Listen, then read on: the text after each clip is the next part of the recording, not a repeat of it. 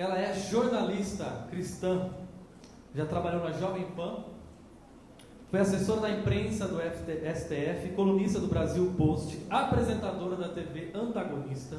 Também, presta atenção nisso, gente, também recebeu prêmios no Brasil e no exterior e foi considerada pela ONU, depois ela pode corrigir se eu estiver errado, e foi considerada pela ONU como a melhor jornalista humanitária do mundo.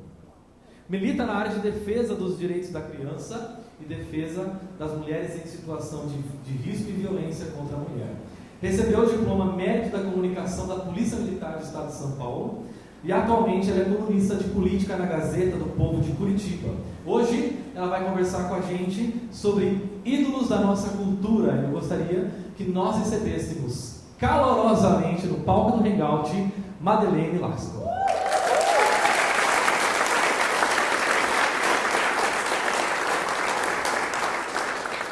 Oi, gente, boa noite. Primeiro quero agradecer vocês por me receberem aqui, professor Eduardo, família toda dele. Muito obrigada por terem me convidado. É um prazer muito grande estar aqui falando com vocês.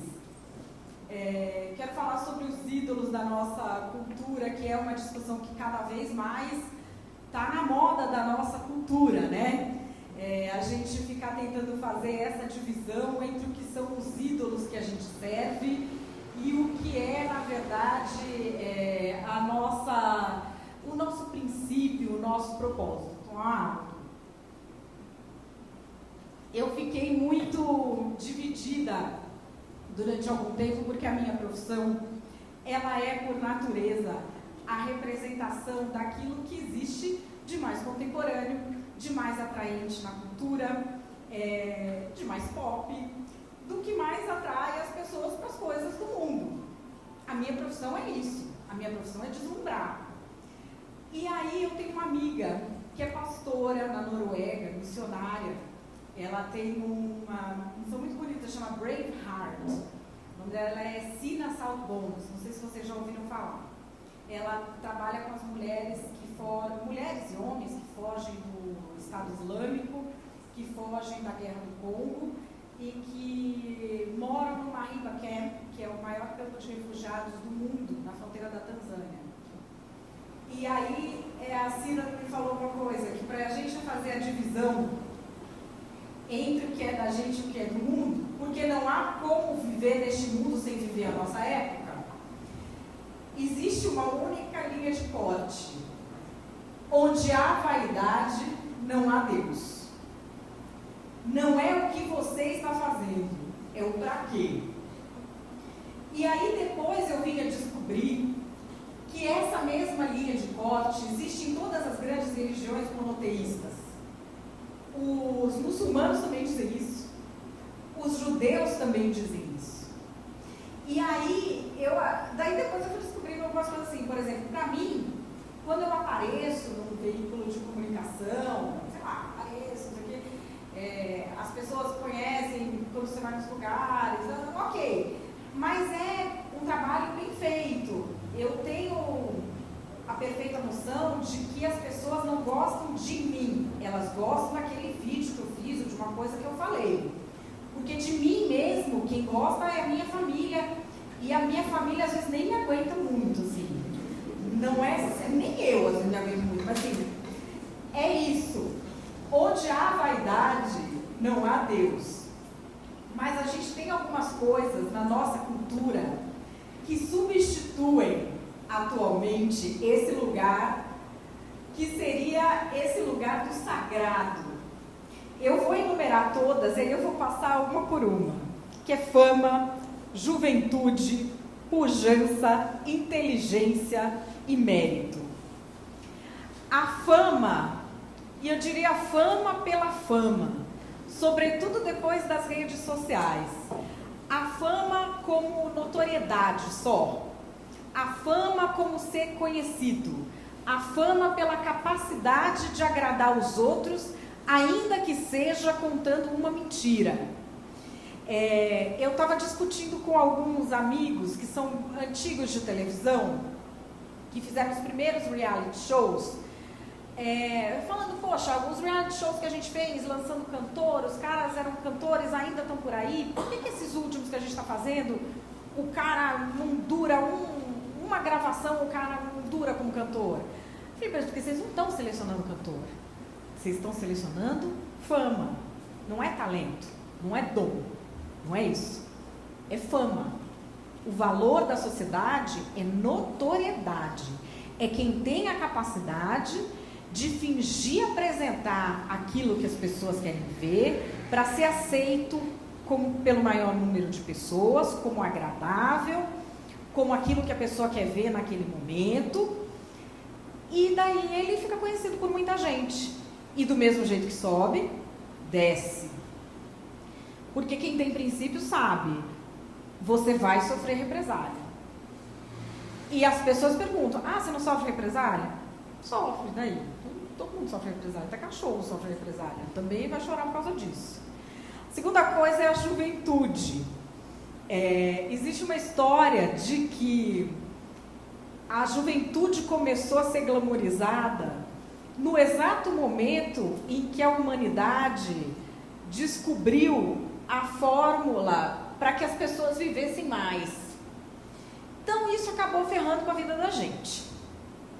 Porque a gente começou a ver a passagem do cinema mudo para o falado, as câmeras ficando melhores, no exato momento em que a medicina descobriu como as pessoas deveriam viver mais.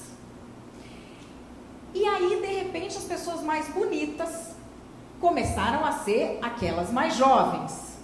E hoje a gente vê por aí pessoas fazendo um esforço danado para parecer mais jovens.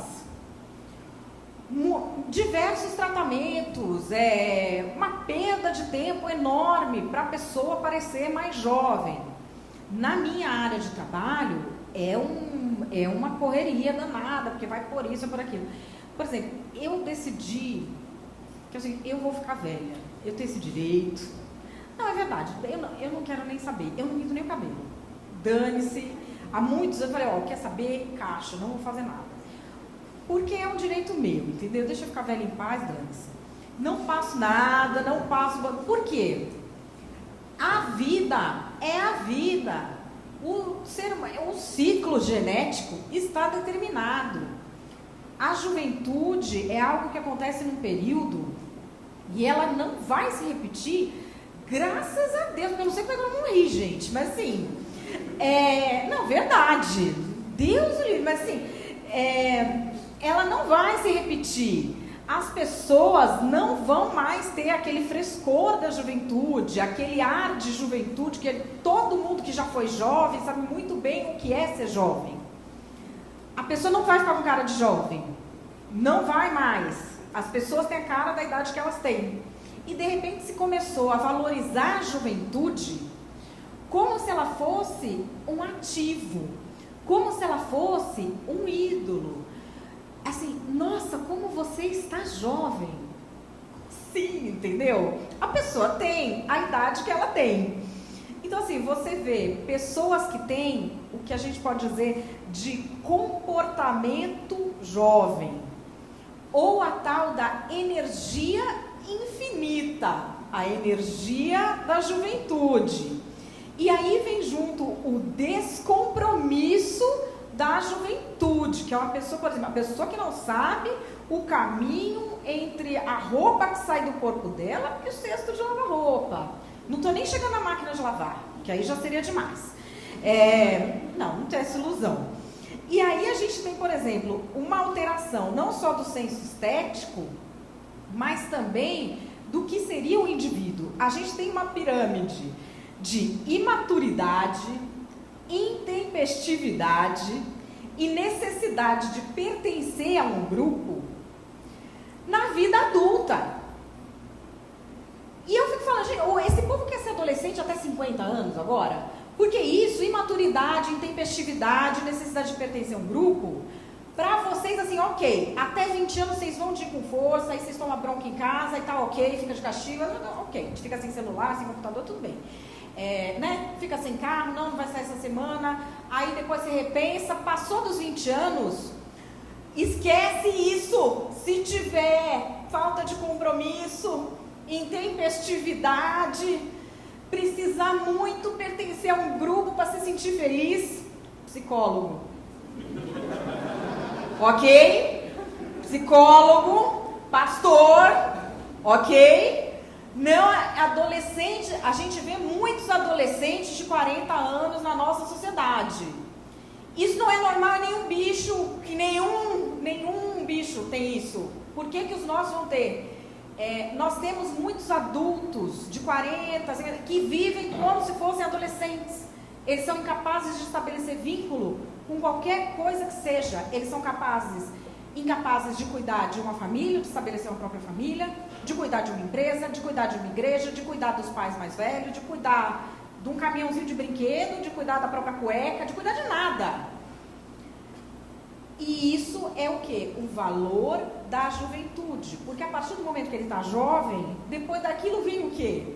Ele já chegou no auge da vida dele com 18 anos. Só que 18 anos não é o auge nem biológico. Acontece que depois disso, ele não sabe mais para onde ir. E isso não é o que é a juventude. A juventude é a fase onde você floresce para ir amadurecer e virar um adulto. É a fase onde você sai da infância para descobrir o mundo e ver o que você quer ser. Não é a fase onde você sai da infância para ficar ali para sempre naquele limbo. A juventude é uma fase de transição. E eu acho que é doloroso quando você vê uma pessoa que está naquela eterna transição. Você fala, criança, você não vai acabar esta transição? Jamais. Você vai ficar aí andando com essa bicicleta, cicloativista, 40 anos, sem filho, entendeu? Fumando maconha. Gente, desculpa, eu tenho preconceito com maconheiro de meia idade. Eu não aguento.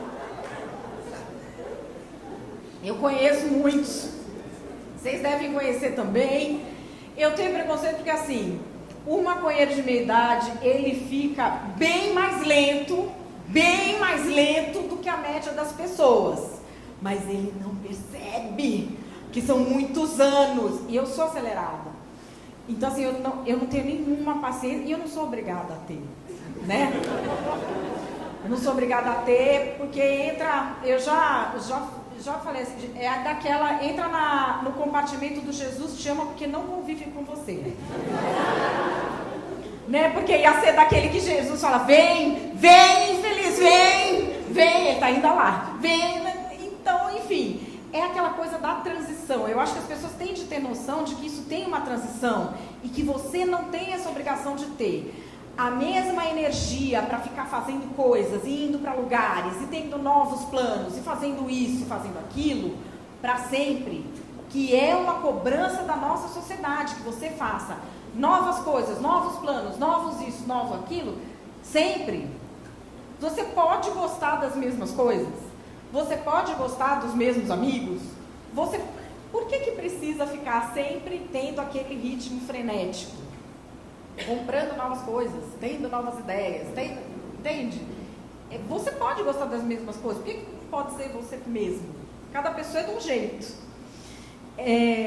A gente ouviu aqui antes sobre a cultura do consumo, que eu acho que tem muito a ver com isso, com obrigar a pessoa a se sentir numa eterna transição, porque aí ela precisa adquirir coisas que vão preenchendo esse vazio derivado da transição. É uma questão muito inteligente do marketing. Mas a gente tem também um outro valor, que é o valor da pujança. O sucesso das pessoas é muito medido pela pujança financeira. Quando você fala que uma pessoa é bem-sucedida, fulano é bem-sucedido. Isso é um ato falho de todo mundo. Fulano é bem-sucedido quer dizer o quê? Fulano está rico. Eu nunca vi falar fulano é bem-sucedido, nem eu falei isso nunca. Fulano é bem-sucedido com outro significado. Alguém aqui já falou? Fulano é bem-sucedido com outro significado? Eu estava até, quando escrevi isso, eu falei assim, nossa, que cara de pau, eu vou falar isso para as pessoas, sendo que eu falo isso também. Mas é verdade, eu nunca falei. Quando a gente fala fulano é bem-sucedido, quer dizer o quê? Fulano ou está rico, ou adquiriu assim, muitos bens, sinais externos de riqueza, símbolos de riqueza, status social, Eu estou pensando aqui, não é só rico, é dinheiro, prestígio e poder, né? Bem sucedido. Mas assim, a vida do cara, o cara pode estar sentindo pano de chão. Não quer dizer que ele é bem sucedido. Tipo, o cara pode ser, sei lá, rejeitado por todos os filhos, todos os relacionamentos do cara são terríveis, o cara usa droga, não consegue conviver nem com ele mesmo, acha que não tem esperança nenhuma, nada para fazer adiante, fica usando aqueles sinais exteriores de riqueza para ver se alguém aceita o lixo interno dele que nem ele próprio aceita. Mas a gente fala, fulano é bem sucedido. Por quê? Porque a pujança econômica, o sucesso financeiro viraram um valor na nossa sociedade. E viraram um valor que acaba atravessando o valor até do conhecimento. Quem está na universidade deve ver isso direto.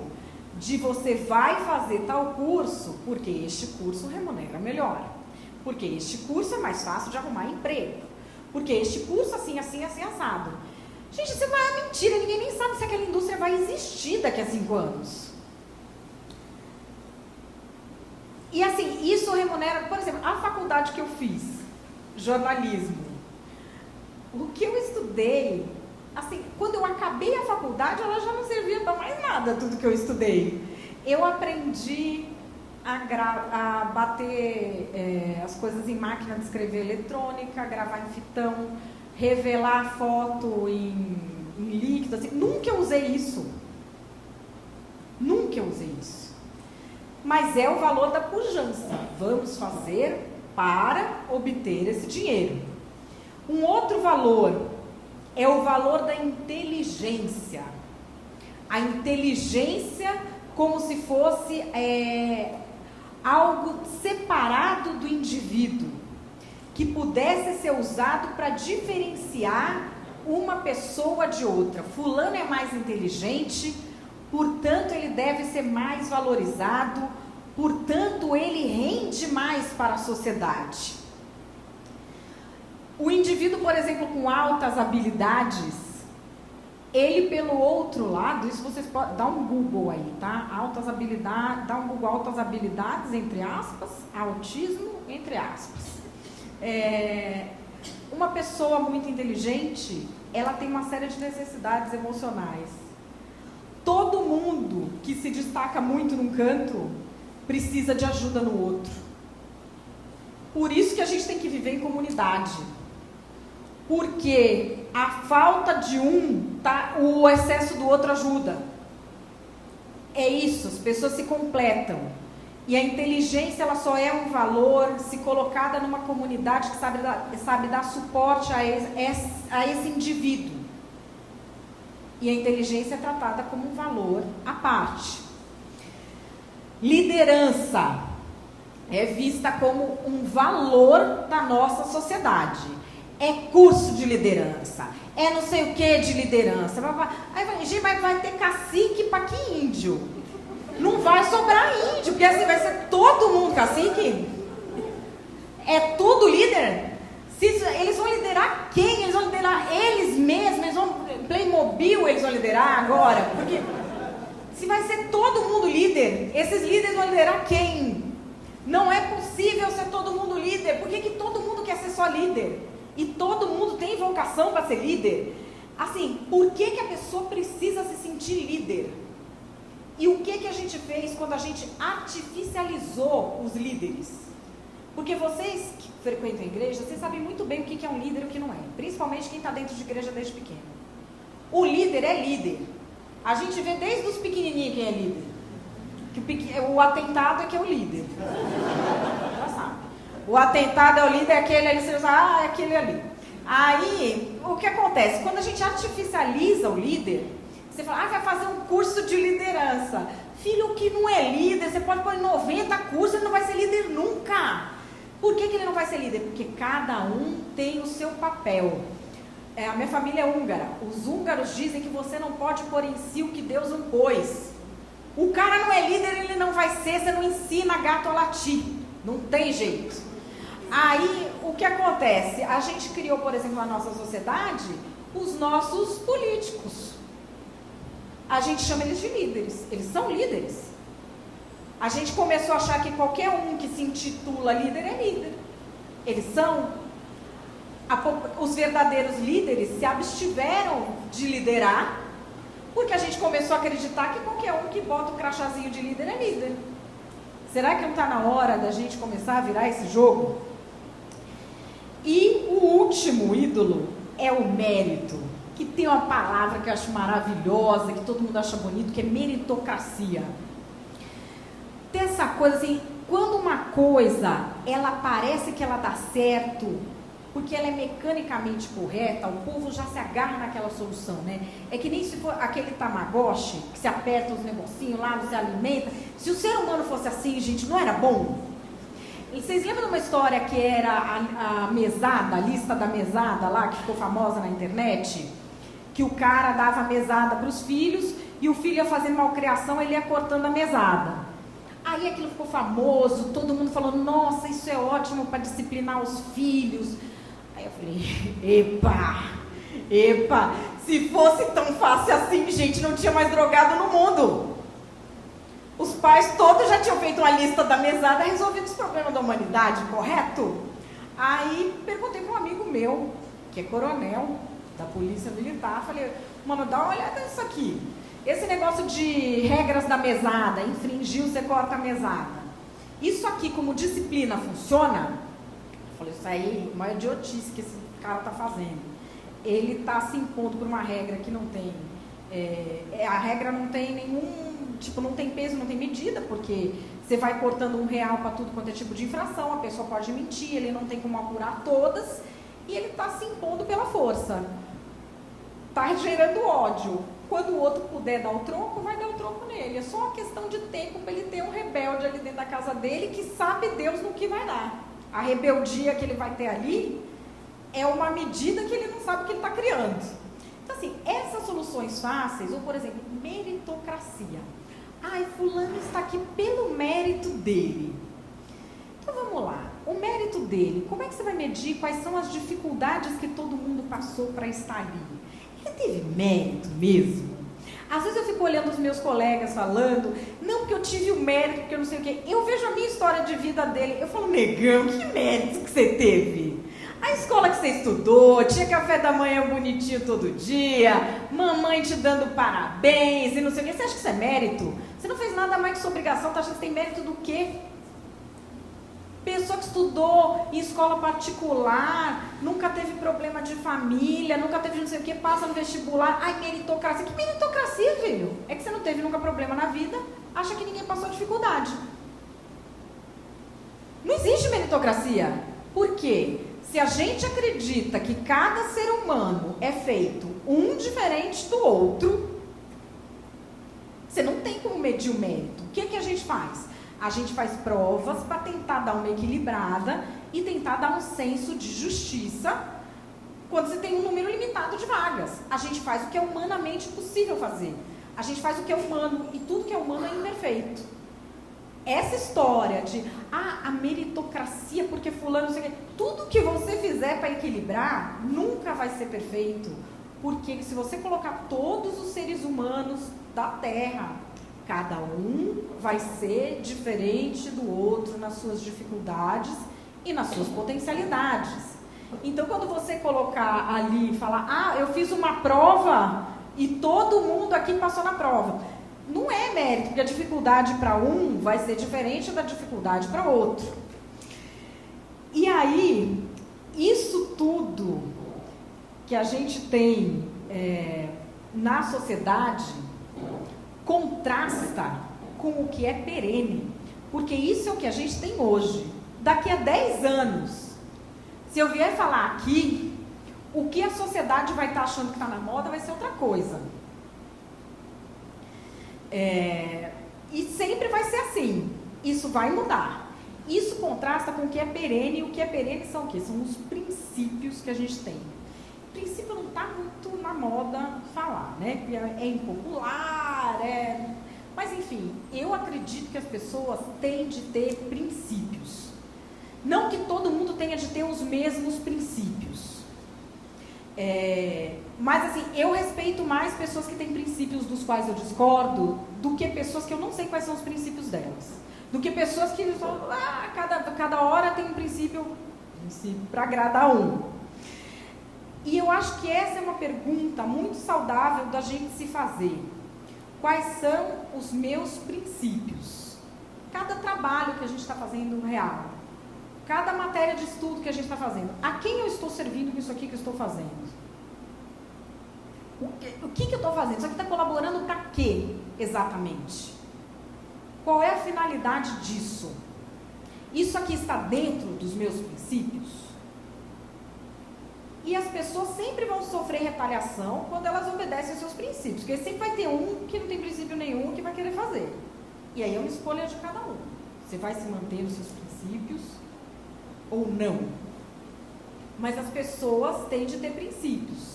Há momentos em que a gente realmente vai poder se manter fiel aos nossos princípios.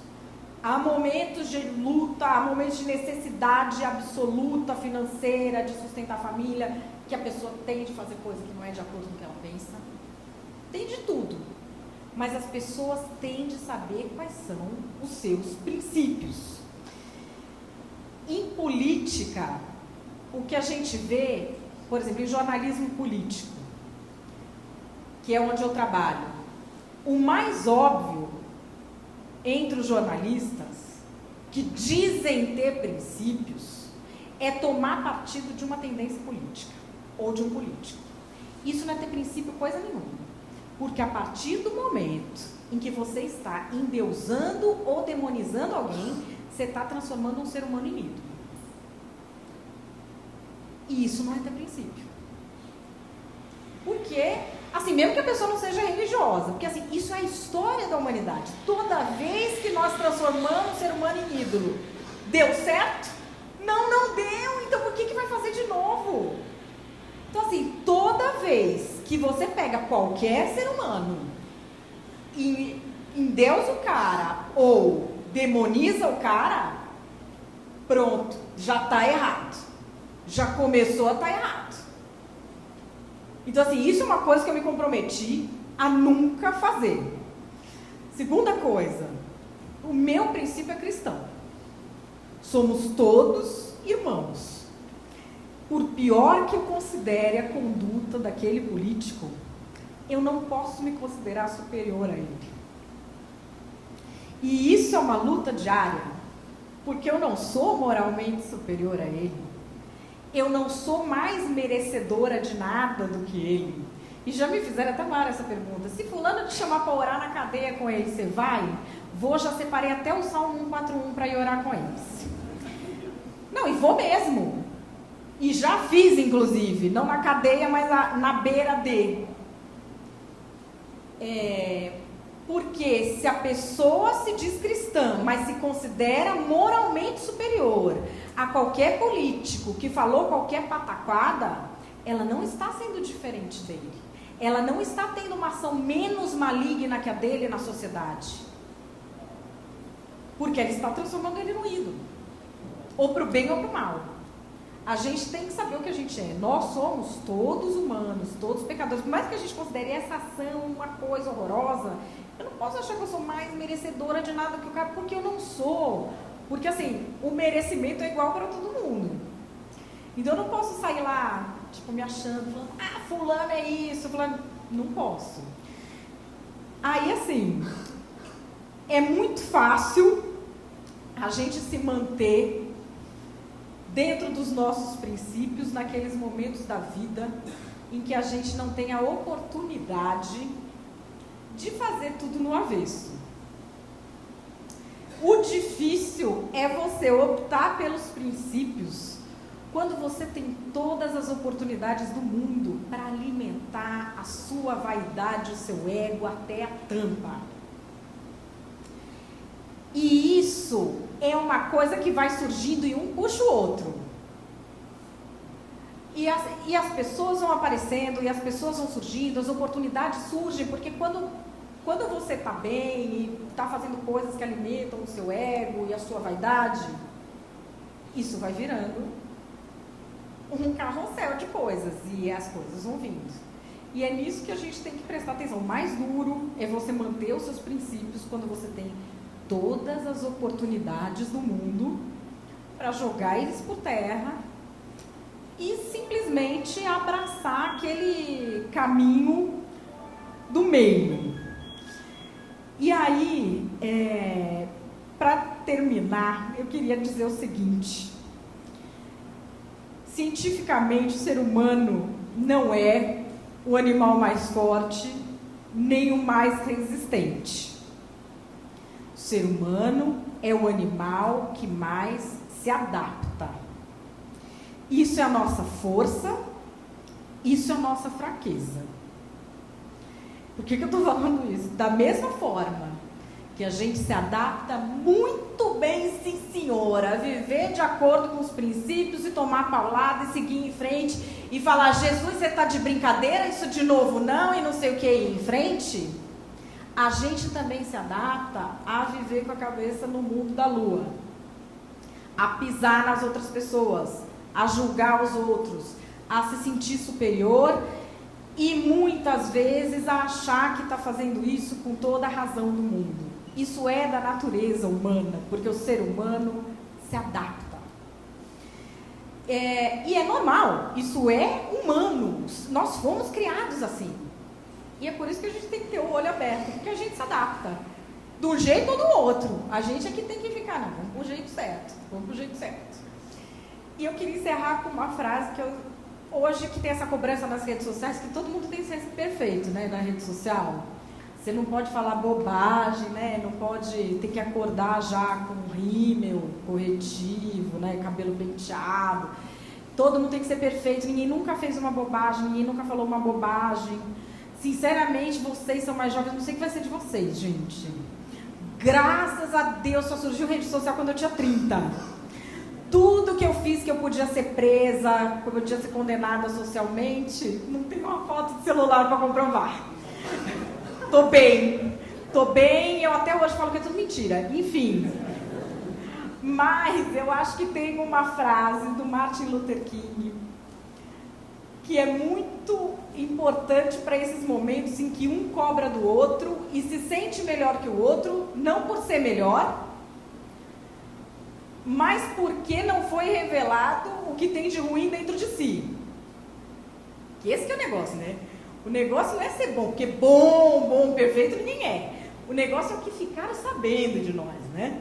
Mas o Martin Luther King diz o seguinte: or we learn to live together like brothers, or we will perish together like fools. Ou a gente aprende a viver juntos como irmãos, ou nós vamos perecer juntos como idiotas. Ninguém é perfeito, todo mundo tem defeito. E a gente tem que aprender a ajudar todo mundo a evoluir, a se dar as mãos. Porque quando a gente não faz isso, é a gente que está largando a mão do outro para a gente dar o passo para trás.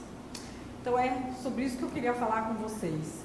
Quando a gente larga a mão dos nossos princípios, de abraçar quem está errado, de olhar o outro com um olhar humano, a gente está abraçando necessariamente algum desses ídolos da sociedade atual que eu falei para vocês.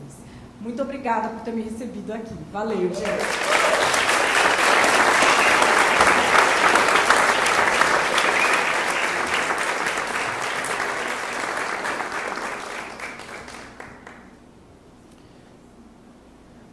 Profecia de Isaías, capítulo 6, versículo 1. Banda, vocês podem vir? Obrigado. Profecia de Isaías, capítulo 6, versículo 1. No ano em que o rei Uzias morreu, eu vi o Senhor assentado num trono alto e exaltado. No ano em que o rei Uzias morreu, eu vi o Senhor assentado num trono alto e exaltado. Enquanto eu ouvi a Madeleine aqui, achei demais essa fala dela. Eu me lembrava desse versículo, porque esse versículo da Bíblia é um versículo que deflagra uma crise política. porque a gente olha nesse texto e o rei morreu. Mas o problema é que a morte desse rei não era uma coisa ruim, porque para a cabeça das pessoas a morte desse rei era uma coisa muito boa, porque melhor esse rei morto, não fazendo nada, do que vivo, fazendo besteira. E esse rei Uzias caiu em alguns desses ídolos, na adoração de algum desses ídolos que a Madeleine citou para nós aqui. Ele era um homem extremamente vaidoso, extremamente arrogante, extremamente envaidecido, extremamente ensimesmado. E o rei Uzias, quando ele morre, eles estão vivendo uma crise política. E assim, eu sei, imagina que em algum lugar aconteça uma crise política, entendeu? Eu sei que para nós brasileiros é difícil pensar em crise política, né? Imagina que em algum lugar do mundo existe isso, entendeu? Sei lá, imagina. Então acontecia isso.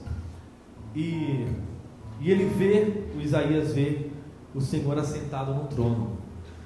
No ano da morte do rei, ele vê o Senhor assentado no trono. E ele vai contar no capítulo 6 a visão que ele tem do Senhor assentado no trono no ano da morte do rei. E o Senhor assentado no trono gera em Isaías um sentimento que o rei não tinha. Porque o rei se achava melhor do que os outros porque sentava no trono, afinal ele era um líder. Ele ocupava a posição de um líder. Mas Isaías, quando olha para o trono ocupado pelo Senhor, ele tem uma resposta e ele diz: ai de mim.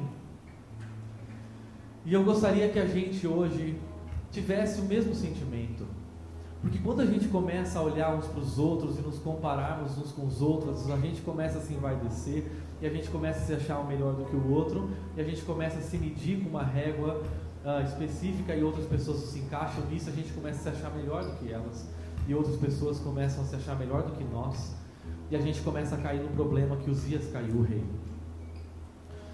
E a reação do Isaías, o profeta, é: ai de mim, porque ele viu o Senhor.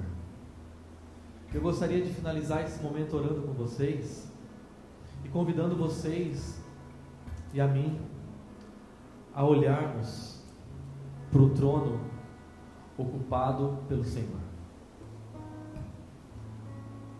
O trono ocupado pelo Senhor nos faz olhar para nós mesmos e dizer: ai de mim.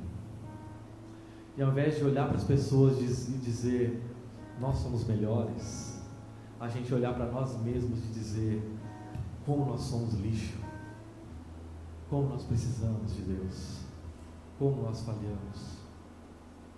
Quem sou eu? Eu gostaria de convidar você a orar comigo, para a gente finalizar esse primeiro momento.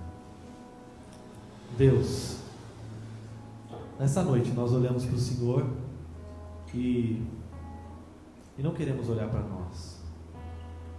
Queremos olhar para aquele que se assenta num trono alto e sublime, exaltado. E reconhecer que esses ídolos que nós temos adorado não passam de poeira perto do Senhor que se assenta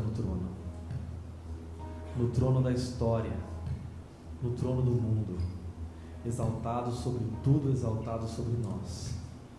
É esse Senhor que nós queremos adorar e reconhecer nossa indignidade diante do Senhor. Essa é a nossa oração, que o Senhor aceite, no nome de Jesus. Amém.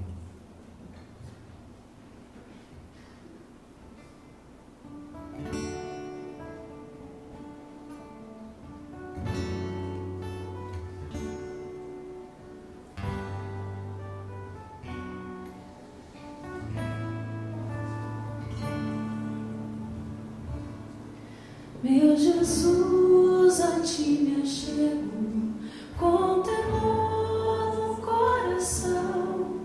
És o meu maior anseio, Rei da minha salvação.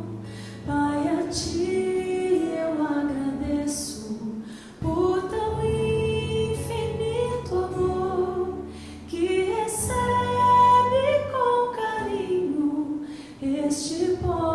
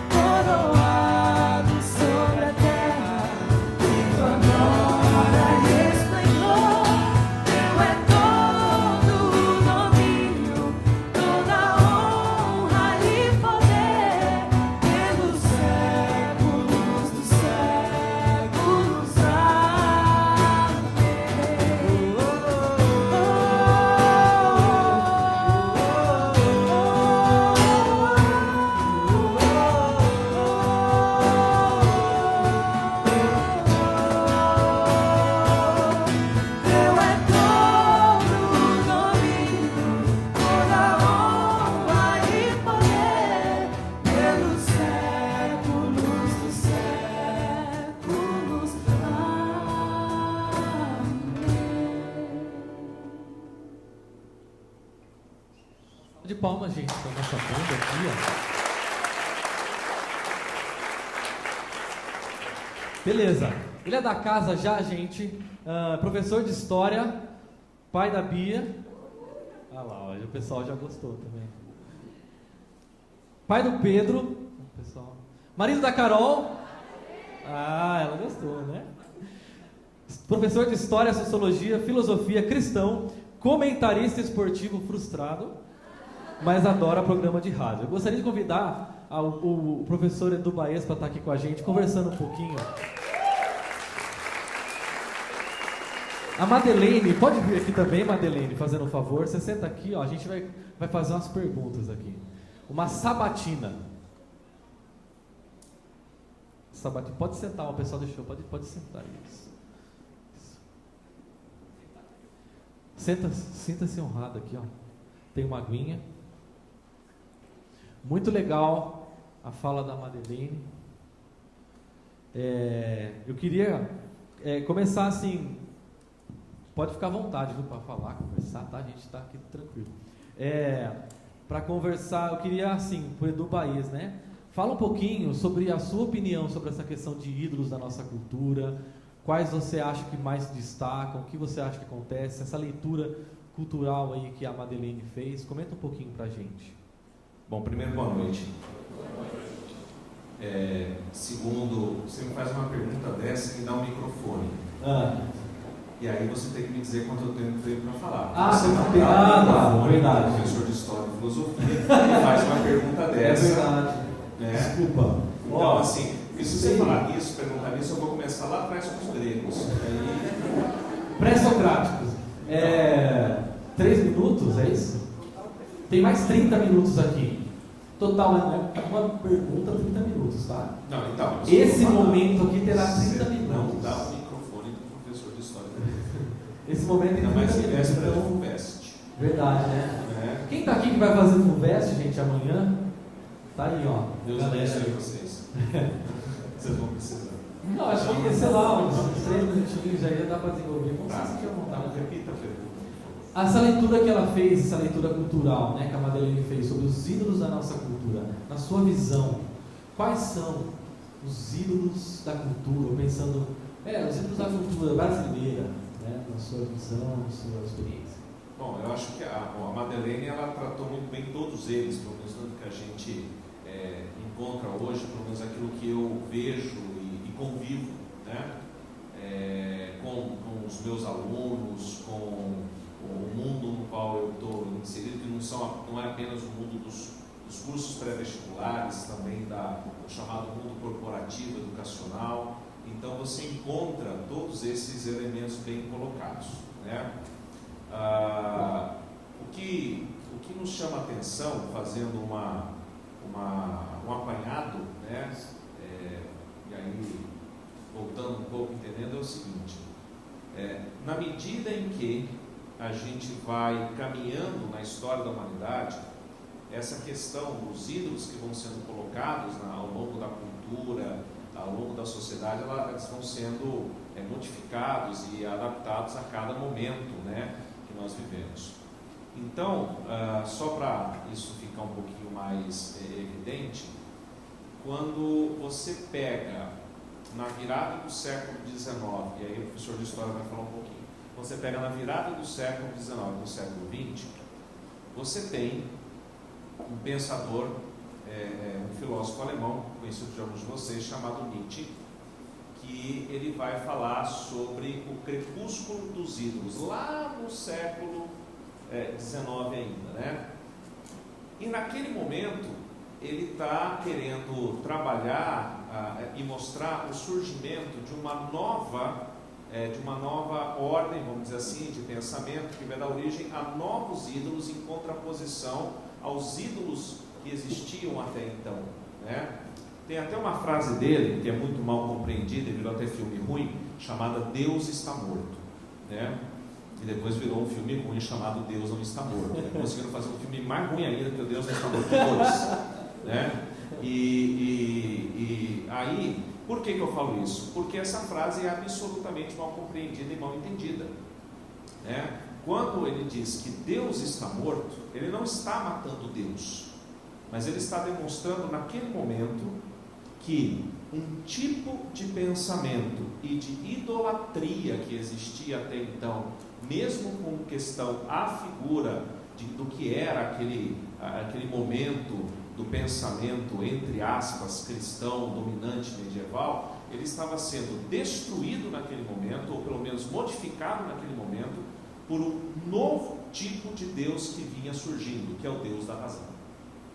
Então, quando ele fala Deus está morto, ele está dizendo o seguinte: olha, aquele jeito de pensar que vem da antiguidade, ou aquela maneira de pensar que vem da antiguidade, essa maneira de pensar, ela está desaparecendo, ou pelo menos talvez esteja desaparecendo, e agora está surgindo uma nova forma de pensar. E essa nova forma de pensar é a forma de pensar da ciência, é a forma de pensar da razão, e ele vai mais além nesse livro, O Crepúsculo dos Ídolos, onde ele diz o seguinte: o problema é que nós vamos ter um novo ídolo.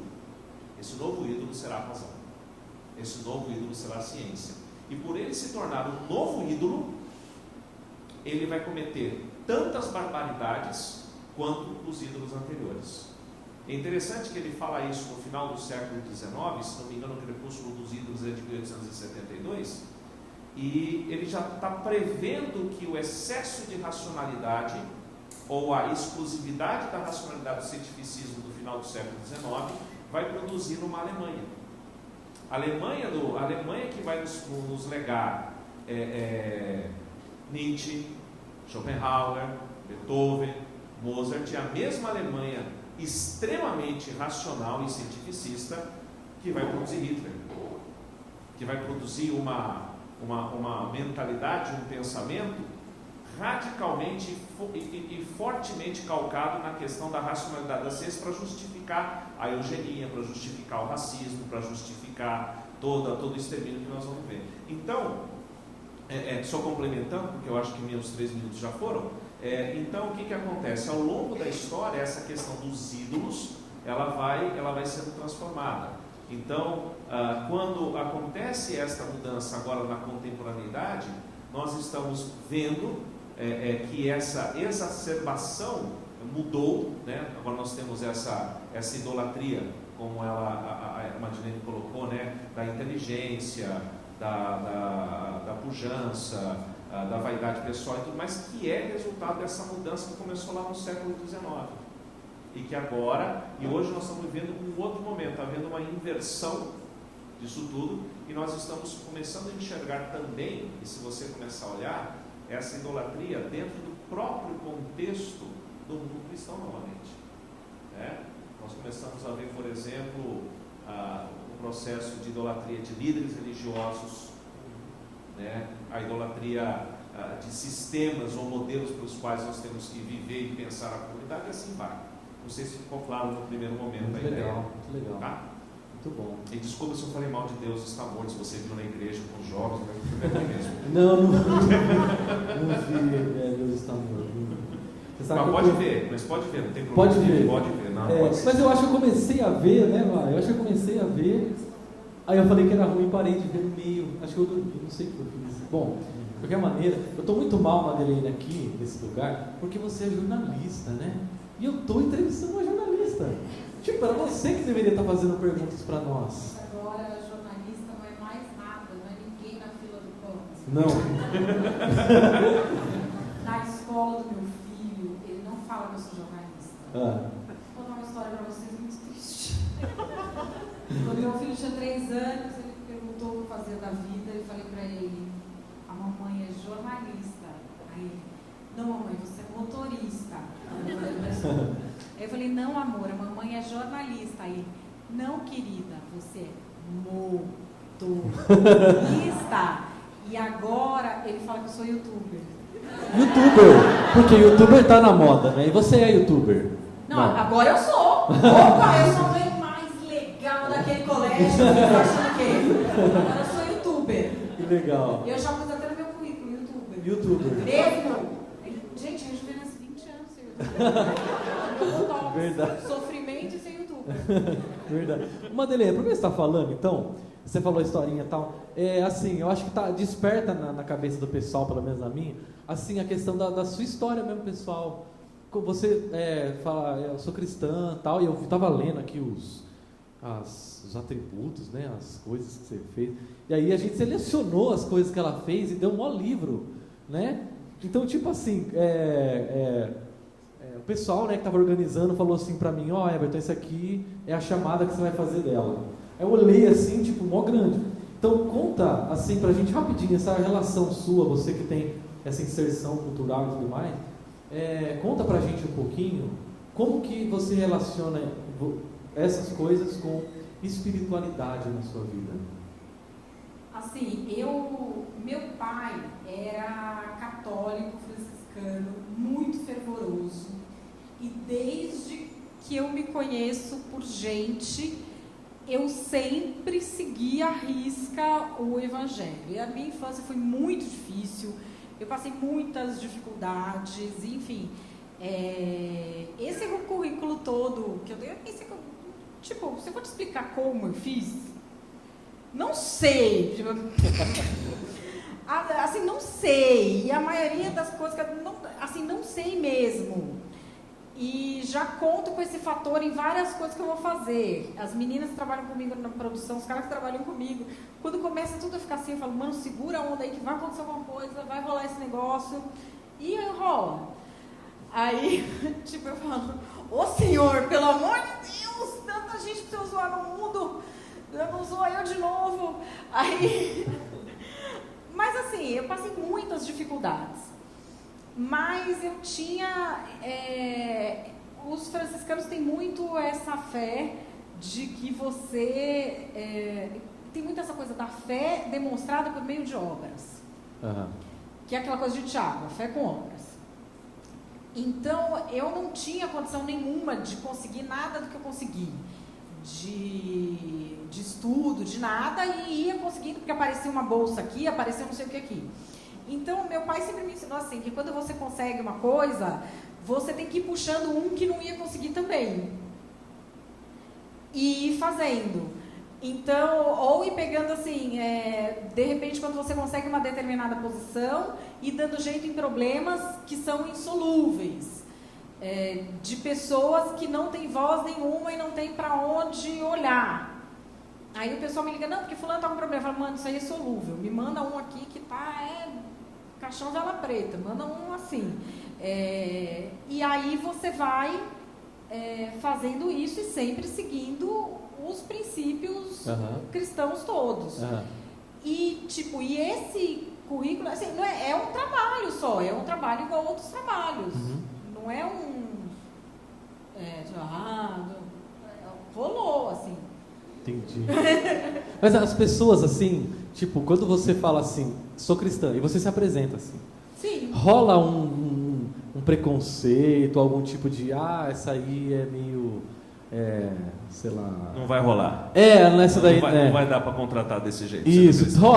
Você já sofreu assim, algum tipo de preconceito, algum tipo de constrangimento por se intitular cristã?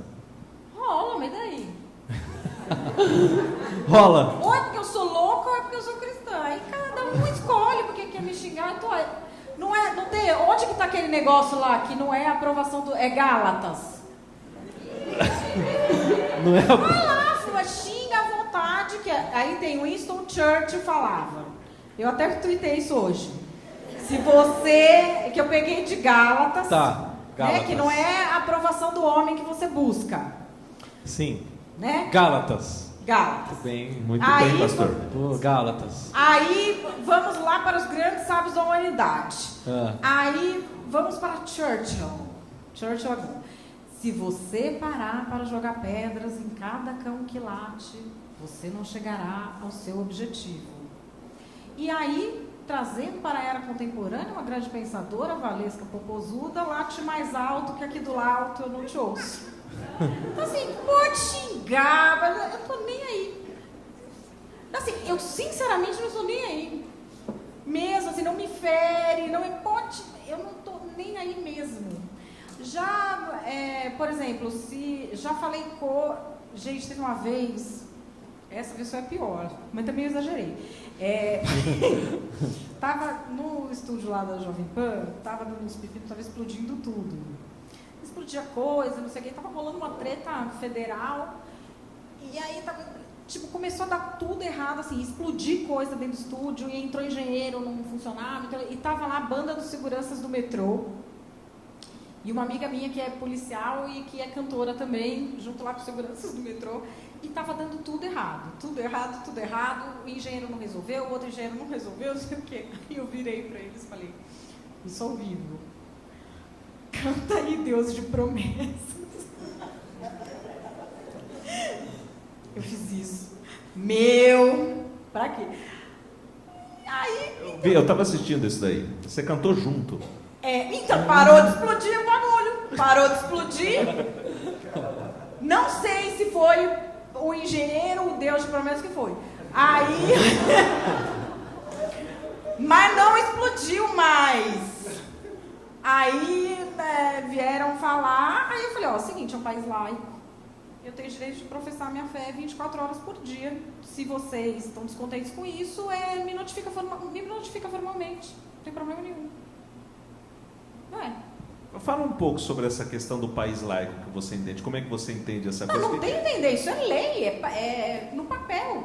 Laico é todo mundo ter o direito de professar a sua fé em qualquer lugar, 24 horas por dia, ou de não ter fé nenhuma. Então, por exemplo, é um país laico, eu tenho o direito de tomar posse num cargo público jurando sobre a Bíblia. Nos Estados Unidos é assim. Isso é laico. Laico é o direito de viver de acordo com qualquer que seja a sua fé, 24 horas por dia. Isso é laico. Fora do laico tem religião oficial, que é todo mundo obrigado a seguir determinada religião, e secular, que é que não pode ter nenhuma religião e nenhum símbolo religioso.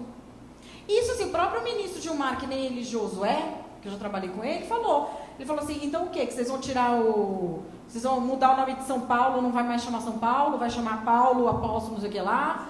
Vocês vão tirar... Porque assim, se vai tirar o crucifixo do Supremo, então vai mudar, não vai mais ter Santa Catarina? Vai mudar também? Não, porque se vale para uma religião, vai valer para tudo? Ou então tira todos os feriados religiosos, né? Não, feriado religioso é a primeira... vai tirar?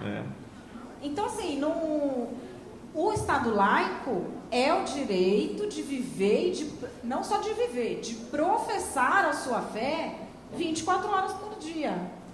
Tudo bem que, tipo, o negócio do Deus de promessa lá não foi o caso, né? Vamos dizer que não enquadrava nisso, que eu fiz só para salvar a minha pele. Mas que parou de explodir, parou o negócio lá.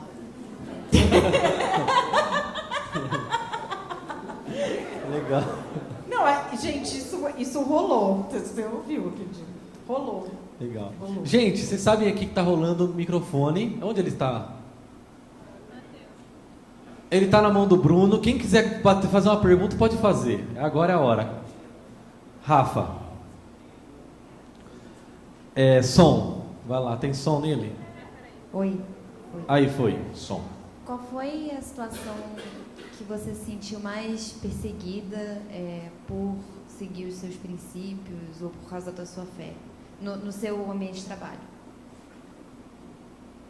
Não, na verdade, quem me perseguia muito era a madre superiora do meu colégio, gente. Quando eu comecei a ser repórter, porque assim, eu falo muito palavrão, né? E que agora a irmã Lourdes já morreu, então ela parou de fazer isso. Ela ligava para cobrar. Se alguma coisa não estava de acordo com os princípios franciscanos, ela ligava na redação, mandava me chamar, que eu não tinha seguido tal coisa. Falou um palavrão no ar, ela cobrava. Mas assim, pelas outras pessoas, eu não me sinto, entendeu? Porque assim, não me importa, com toda sinceridade. Não me fere. Assim, a pessoa tem o direito de... A pessoa é obrigada a gostar de mim agora? E se ela não gosta, simplesmente não vai com a minha cara, não gosta de mim? É o direito dela. Ela não é obrigada. E eu acho que a gente tem que saber lidar com isso. Por exemplo, tem pessoa que me segue e fala, eu acho um saco quando você fala esse negócio de Bíblia. Eu falo, então você liga no horário tal, que no horário tal eu não falo. A pessoa é obrigada a gostar de mim. E a gente acho que tem que lidar com isso melhor. Por que eu tenho que me sentir perseguida só porque a pessoa não vai com a minha cara? E engraçado, né? Que tem cristão que acha que é perseguido por ser cristão. Na verdade, mas é porque é chato mesmo, né? Porque acha que está sendo cristão, né? Que, aliás, tem vários que eu penso, Senhor, qual a necessidade disso? Pois é. Não tinha outra igreja. Porque a pessoa às vezes está querendo converter todo mundo. Ela às vezes por alguma razão, né? Ela se acha superior e tal. E ela fala, e aí no discurso dela ela está dizendo assim, não, é porque Senhor, eu estou sendo perseguido por você, é por causa de você, né? E quando na verdade não. Na verdade, esse negócio de converter que você fala é muito interessante, porque eu tinha um colega que ele tentava converter a gente na redação. E ele trabalhava na madrugada. Ele até hoje trabalha na madrugada. Gente, você imagina a repórter da madrugada, o tipo de doido que é. Uhum. Pra você converter, eu falava pra ele, filho, espera esse povo estar na UTI, no dia que teve uma overdose, um coma alcoólico, aí você vai lá e tenta. Mas no dia que a pessoa não está ainda nessa situação, não adianta você tentar converter. Uhum. E ele vinha contando umas histórias que a pessoa em Israel pisou numa bomba, aí pediu para Jesus. Olha, cara, bomba não adianta, tem que ser umas histórias assim, mais reais, mas droga, prostituta, da vida da pessoa normal aqui, desse jornalista. Só que tem uma coisa também que eu falo muito, por exemplo, o meu departamento é o de espalhamento de palavras, conversões é com a diretoria. Eu não fico tentando converter os caras, não está também na Bíblia isso aí? Eu vou tacando. Eu fiz um negócio lá que é a corrente do Salmo 140, na internet. Aí até teve um deputado que falou pra mim, esse seu salmo aí é muito hardcore, cara. Faz o 37. Aí eu falei, não, mas esse 140 aí, ele é bem sangrento atrás da juventude, né? Não, salmo é salmo, cara. Salmo é salmo, tá lá, é Bíblia. É Bíblia. Tá? Eu falei, Bíblia é Bíblia, você fica com o seu aí da velharada, aí eu vou com o meu da juventude. Então, tem terreiro de candomblé que tá abrindo os trabalhos com o 140. Aí deu uma polêmica. Eu falei, seguinte, Brasil, o meu departamento é espalhamento de palavra, conversões é na diretoria. Vocês vão lá perguntar o que quer dizer isso. Eu estou espalhando. Legal. Agora, o porquê, não sei, eu estou espalhando. Eu vou lá, corrente do Salmo 140, não sei o quê. O que as pessoas vão fazer com isso? Não é. Aí não é comigo, eu não tenho este entendimento, entendeu? Não é o meu departamento, entendeu? Eu não sou despachante de Jesus. Eu sou só espalhamento de palavra. Ele que vai lidar com essas paradas aí, que é um negócio assim mais sofisticado, entendeu? Legal. Ó, tem uma pergunta ali. Isso. Oi, posso falar? Pode. Você comentou do ídolo da juventude, mas eu queria saber o que você tem a dizer assim, para nós que estamos na juventude hoje, como a gente pode daqui a alguns anos não querer continuar nessa posição e querer amadurecer e querer passar dessa fase. Aí.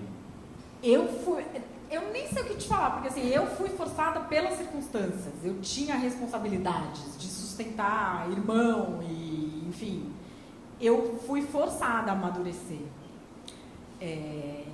Mas eu acho que as pessoas têm de ter um projeto de vida.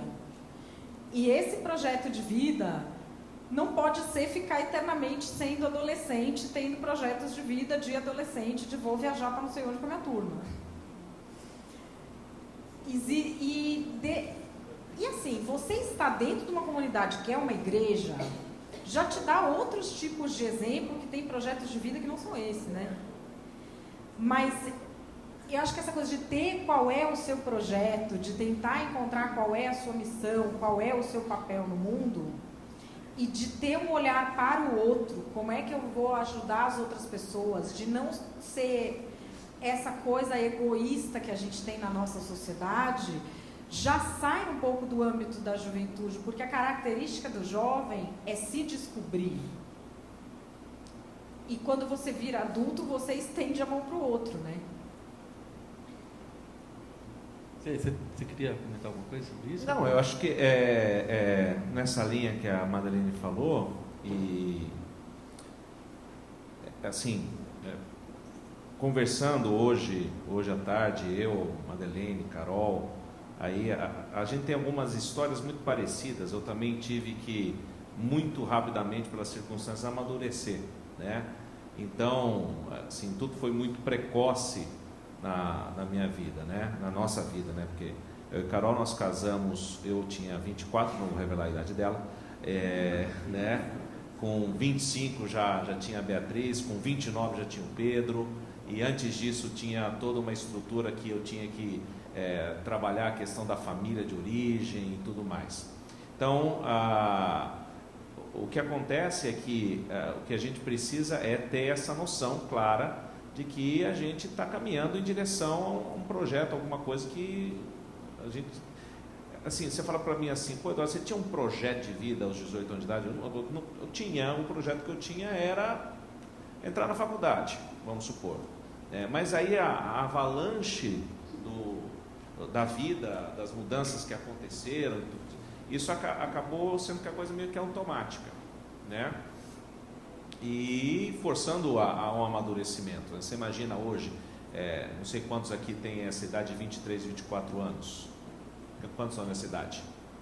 23, 24 anos de idade. 23, 24 anos de idade. Você se imagina hoje, com um filho, com 23, 24 anos de idade, tendo que começar uma família e mandar bala? Né? Então É punk. É punk. Né? E assim, quando vocês perguntam assim, Eduardo, quando você e a Carol casaram, você já estava com tudo pronto, né? Eu falo, não estava. Pra você ter uma ideia, no dia do casamento a gente descobriu que não tinha carro para levar a Carol para a igreja. Mas verdade, não tinha. A gente pensou em tudo, mas o carro não tinha. E depois a gente foi construindo isso, né? Eu acho que também as circunstâncias, a gente vive hoje numa cultura em que a gente tem que ter tudo certinho e planejado para a coisa andar. Verdade. Né? Se não tiver certinho planejado para a coisa andar, então eu preciso entrar na faculdade com 18, me formar com 22, pós-graduar com 26, e aí com 27 eu vou fazer pós-doutorado fora, e aí eu volto, aí com 30 eu vou fazer isso, e assim vai, né? Que é justamente essa formatação da cultura que a gente vive. E a gente demora a amadurecer, e às vezes a gente demora a tomar... E às vezes não é porque o sujeito é omisso ou omisso, não, é simplesmente porque você está tão inserido nesta cultura que você nem nota que isso está acontecendo com você. Esse é o negócio. Não sei se respondeu um pouquinho a tua pergunta, Raquel. Legal. Acho que isso que você está falando tem uma coisa... Alguém, não lembro quem que me falou, é um negócio... Alguém falando, deixa Deus ser Deus na sua vida. Porque isso que você está falando da formatação, às vezes a pessoa acha que uma coisa está dando errado, porque ela está fora da formatação. Mas não é. Por exemplo, esse tanto de coisa que eu fiz, de currículo que você vai ver, por exemplo, as tentativas que deram errado não estão lá. Verdade. Né? Verdade. Mas assim, por exemplo, quando eu fico sem emprego, outro dia eu vi uma matéria de uma menina que mandou 67 currículos. Eu mandava isso por dia. Por exemplo, eu fico sem emprego, eu mando, sei lá, 600 e poucos currículos. Um monte de projeto. E às vezes assim, a coisa não está dando certo de um jeito, porque não é aquilo que era para você fazer. Vai se apresentar uma outra oportunidade. Você tem que ter o olho aberto para o que a vida está te trazendo. Às vezes a gente está com a cabeça tão fixa naquela formatação que o mundo quer que a gente enxergue, que como o pessoal falava antes, o cavalo passa selado, você não monta, ele vai embora. Você não vê a oportunidade que bateu na sua porta, porque você está com a cabeça no que você perdeu. as pessoas ficam hoje com essa coisa, não, porque tem que ser perfeito, porque tem que ser assim, porque tem que ser assado, e não vem outras oportunidades que estão aparecendo. Então, acho que isso é uma coisa muito importante, sair disso que as pessoas impõem pra gente, que tem que ser feito de tal jeito. E assim, desencanar. Eu sei que com rede social para vocês é muito difícil, eu não sei se vocês conseguem ver com essa avaliação constante das outras pessoas sobre tudo que vocês fazem. Curtidas. Sinceramente. Não, é muita pressão, eu acho. Muita pressão. Porque assim, vocês passaram essa fase da adolescência com isso. A gente passou sempre assim, eu não levo a sério, tô nem aí. O que acha, o que não acha, tô nem aí. Não levo a sério o que as pessoas acham. Porque também as pessoas hoje acham uma coisa, amanhã acham outra. É assim, o mundo é assim. Mas não fique preso no que a pessoa acha que você foi bem sucedido por causa da caixinha. Deixa as oportunidades chegarem, enxerga tudo com a cabeça mais aberta. Cada um tem um tipo de vida que vai chegar. Você não sabe o que está aí pela sua frente, né? Gente, já levantaram a plaquinha para mim ali? Então, assim, eu vou dar a oportunidade para vocês que estão participando dessa conversa com a gente fazer mais uma pergunta. Quem gostaria, por favor? Thaís, uma pergunta para os nossos convidados. Vocês comentaram também sobre a falta de valores que está tendo muito no mundo, e isso tem causado bastante polarização também, com coisas muito extremas de um lado e do outro.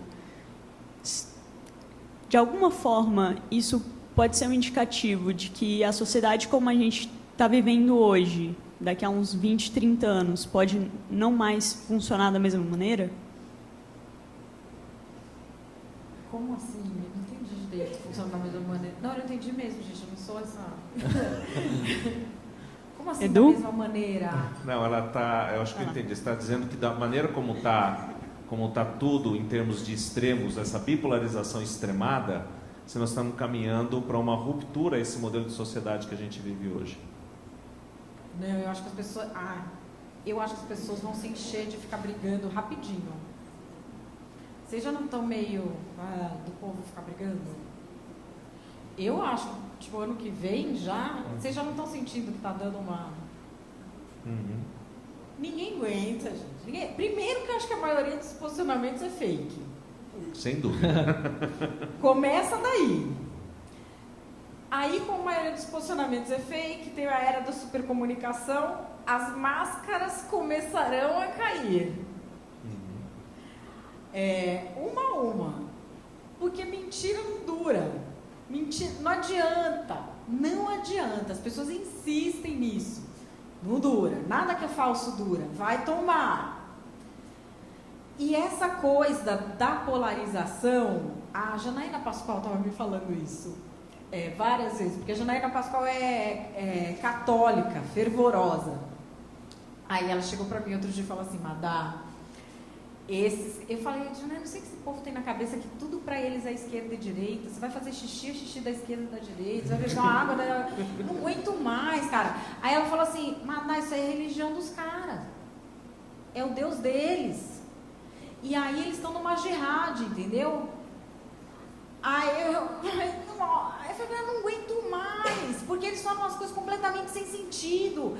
Aí a pessoa quer se apropriar de bandeiras que não tem nada a ver. Aí uma hora a bandeira do feminismo é da esquerda, da direita. O cara é machista, ele é de esquerda, ele quer falar que ele é feminista. Sabe?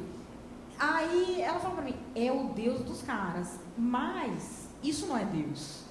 Isso está preenchendo um vazio artificial. E isso é uma coisa muito agressiva. Eu acho que isso vai começar a encher as pessoas. E as pessoas vão começar a voltar para aquilo que é verdadeiro. Porque assim, na real, vamos dizer, as pessoas que são, vamos dizer, de centro ou de direita, todo mundo tem um primo petista, cara. Ele vai deixar de ir no seu churrasco porque ele é petista? Não vai. Vocês vão brigar com família por causa de política? Isso vai ter um fim, sabe? Essa coisa das pessoas ficarem muito separadas. Eu acho que é um momento em que as pessoas estão voltando para aquilo que tem real significado nas vidas delas, porque ninguém aguenta viver em conflito tanto tempo, mas também é um momento para a gente se abrir e acolher as pessoas que passaram vergonha, enfiaram o pé na jaca, pé no joelho, porque a gente tem muitos amigos que exageraram, amigos, parentes. Então, eu acho que é um momento de repensar, porque já está todo mundo... Isso é uma coisa que eu tenho notado também, né? Você tem essa característica, as pessoas estão cansadas. A prova disso é só você notar, de 2013 para cá, né, todas aquelas manifestações que aconteceram e ultimamente tudo que aconteceu, algumas coisas que aconteceram semanas anteriores aí, no mínimo era para você estar na rua fazendo alguma coisa, mas mesmo assim as pessoas cansaram, né, as pessoas não aguentam mais, há um cansaço geral que creio também é causado por uma grande decepção, porque todo mundo, o pessoal que foi para a rua, seja por qualquer motivo que for, passaram a notar que continua tudo acontecendo do mesmo jeito, né? E notaram que a questão de qualquer mudança que ela for acontecer, ela vai acontecer sim a conta-gotas. Não vai ser uma mudança que vai acontecer de uma hora para outra. Eu sempre falo para os meus alunos, a gente conversando sobre isso, eu pego um exemplo, que meu aluno cansa de ouvir esse exemplo, que eu uso toda vez. O professor repete muitas coisas. Eu vou usar aqui de novo esse exemplo, já ouviram esse exemplo aqui. Para mim, o melhor exemplo dessas mudanças é quando você olha para a Inglaterra do século XVIII e XIX, para dois movimentos. O movimento de Clapham e o movimento do abolicionismo. O movimento de Clapham é um movimento que surge num bairro chamado Clapham, em Londres, que vai se chamar de movimento cartista, movimento das cartas. Durante 100 anos, cristãos escreviam diariamente para o parlamento britânico pedindo por melhores leis sociais, leis trabalhistas e o fim da escravidão. Todo dia alguém escrevia uma carta para o parlamento, porque eles tinham certeza de que a mudança não viria como aconteceu na França no derramamento de sangue, mas viria sim pela mudança das leis e da Constituição e das estruturas, e foram 100 anos de militância. Você pega o William Wilberforce, que é o líder da abolição da escravidão na Inglaterra, ele começa a militância dele, ele apresenta pela primeira vez o primeiro projeto para acabar com o tráfico negreiro no parlamento britânico em 1787. A primeira petição, e só vai ser aprovada em 1807, e é do fim do tráfico negreiro. Mas aí ele vai continuar e vai andar até 1833, quando ele finalmente consegue aprovar o fim, ele não, né? O parlamento consegue aprovar o fim da escravidão. E 3 dias depois ele morre. Quer dizer, ele faz da vida dele, a missão dele é justamente, e ele dizia, enquanto a Inglaterra tiver escravos, a Inglaterra não pode ser chamada uma nação cristã. Ele faz isso a vida dele, porque ele acreditava que a coisa acontecia no âmbito contínuo e não na ruptura. Tá? Eu acho que houve um clamor, isso aí eu não tenho tempo para entrar nisso, mas há todo um clamor na história do Brasil de que haja algum momento tem que haver uma ruptura. E eu acho que nós passamos desse ponto. Né? Eu vou confessar um pecado pessoal aqui. Tá? E a Carol sabe do que eu estou falando. Tá bom? Assim, eu fiz campanha por um certo partido. Eu acreditei naquele negócio. Entendeu? E vocês não têm ideia da decepção que foi para mim isso. Porque foi a minha juventude de acreditar em tudo lá. Então, e assim, eu... nunca, né? Então vamos entrar. Você também, Madá? Tem uma estrela. Eu também.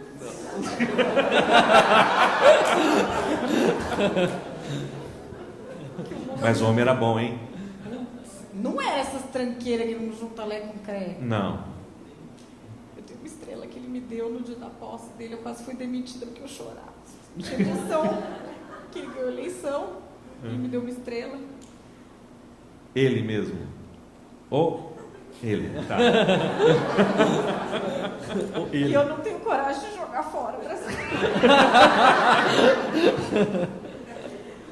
Tá lá no meu armário, embrulhada no meu papel de trouxa, pra eu lembrar, pra nunca mais acreditar em homem de bico doce na minha vida. Então. Mas, gente, era um discurso bom aquilo. Não, mas nós não temos nada desse jeito hoje em dia. Não mesmo. A ética na política, a valorização do trabalhador, como é que era? O socialismo que nós queremos não será o socialismo implantado pelas classes dominantes, mas o socialismo que virá do coração da classe trabalhadora brasileira. A gente acreditou. Puta, é verdade. Como a gente era besta, não? Como a gente era besta. Agora você vê, quem que são os amigos desses caras? Um mundo de intelectual de apartamento, que fala que é de esquerda. Os caras falam que são de esquerda, eles vão comprar roupa na Urban Outfitters. Pra falar que é de esquerda, é isso que sobrou do Brasil. Pois é. A gente tá cansado. Você dedica a sua infância a isso? Fui pra Cuba. Aprendi a falar espanhol lá. A gente tinha um sonho. Muitos. Aí agora a molecada é o quê? A molecada é liberal agora, né? Começou essa onda liberal agora. Eles vão ser o quê quando eles tiverem 40 anos? Hippie? Eu já perguntei, eu falei, gente, vocês vão vender o quê? Tipo, eu vou vender minha arte no MASP, é isso? Colar de miçanga? Eu tô com medo do que vai ser dessa geração de vocês. Porque assim, quem que tá enganando vocês? É tipo Michel Temer? Eu tô com dó de vocês, porque quem tá enganando eles? A gente, pelo menos, foi enganado por um cara que tinha... O cara enganou Obama. O cara enganou Obama, mano. Não é qualquer pessoa, não, também, que eu paguei de trouxa. As pessoas que estão enganando vocês são um 71, assim, de rua. O cara que enganou nós, enganou Obama. Tá? Obama. Apenas isso. Só isso. Beleza, acabamos com essa confissão de pecados aqui, né? Não é pecado, é fraqueza. É fraqueza.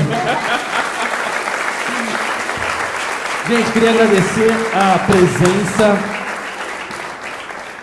da Madeleine. Muito obrigado por estar com a gente aqui, por aceitar o convite, tá? Valeu, muito obrigado. Gente, Madeleine com a gente aqui. Antes de despedir a Madeleine, senta um pouquinho, Madeleine. Quando que começa o programa novo? Começa segunda-feira, 5 da tarde, na Gazeta do Povo, no Facebook da Gazeta do Povo, no YouTube da Gazeta do Povo, que é um jornal do Paraná que está se nacionalizando. Vai ser a estreia deles em São Paulo e a estreia da Web TV deles. E aí eles me pediram para fazer um programa de política com humor, que vai se chamar A Protagonista. Que legal. Então, cliquem lá para me assistir.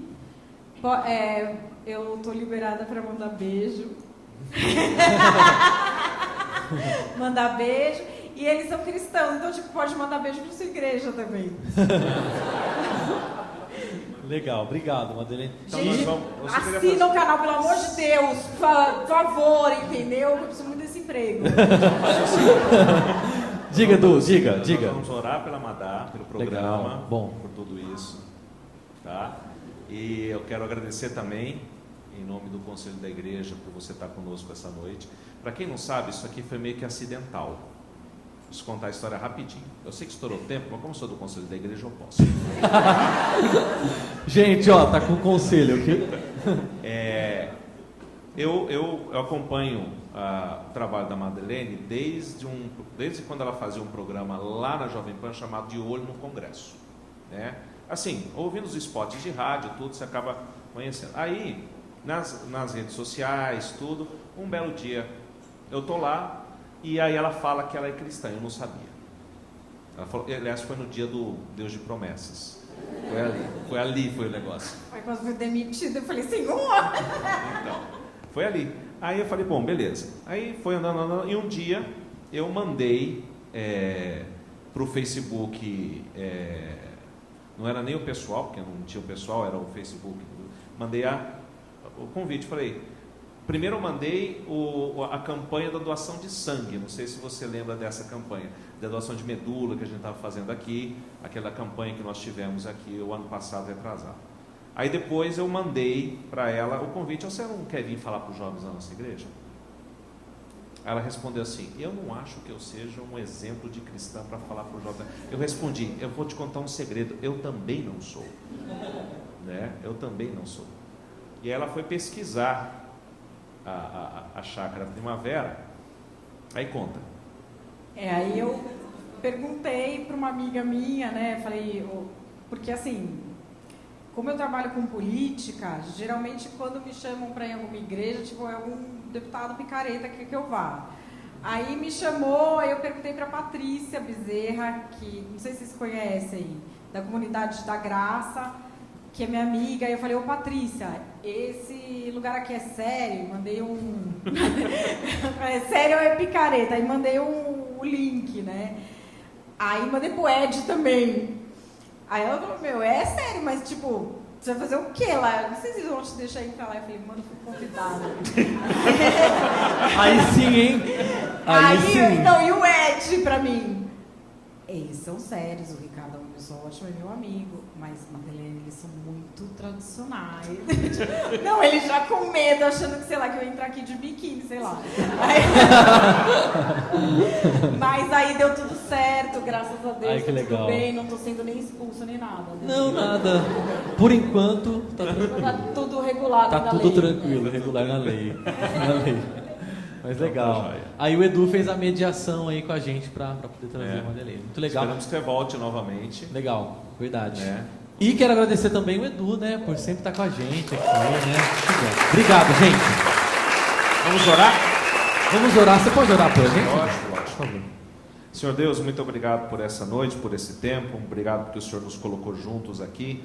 Obrigado pelas nossas histórias, Senhor. Histórias que só poderiam estar juntas e se cruzando e se encontrando, porque nós temos uma história em comum, nós temos o sangue de Cristo que nos uniu, a cruz de Cristo, ó Deus, que nos trouxe para sermos parte da tua família, parte da tua igreja, Pai. Queremos agradecer pela vida da Madeleine, agradecer ao Deus porque o Senhor, ao longo da história dela, o Senhor tem se mostrado um Deus cuidador, um Deus que provê tudo, e um Deus que a tem capacitado com dons e talentos para exercer a profissão que ela exerce e influenciar da maneira que ela influencia. Obrigado, Deus, por esse novo projeto que ela está começando segunda-feira, que ela possa honrar e glorificar o Teu nome através do trabalho que ela vai fazer ali na internet, na Gazeta do Povo, ó Deus, e tudo que o Senhor vai construir a partir daí. Nós agradecemos por essa noite, por esse tempo, em nome de Jesus Cristo, Senhor. Amém. Valeu, gente. Uma salva de palmas aqui para o pessoal dela.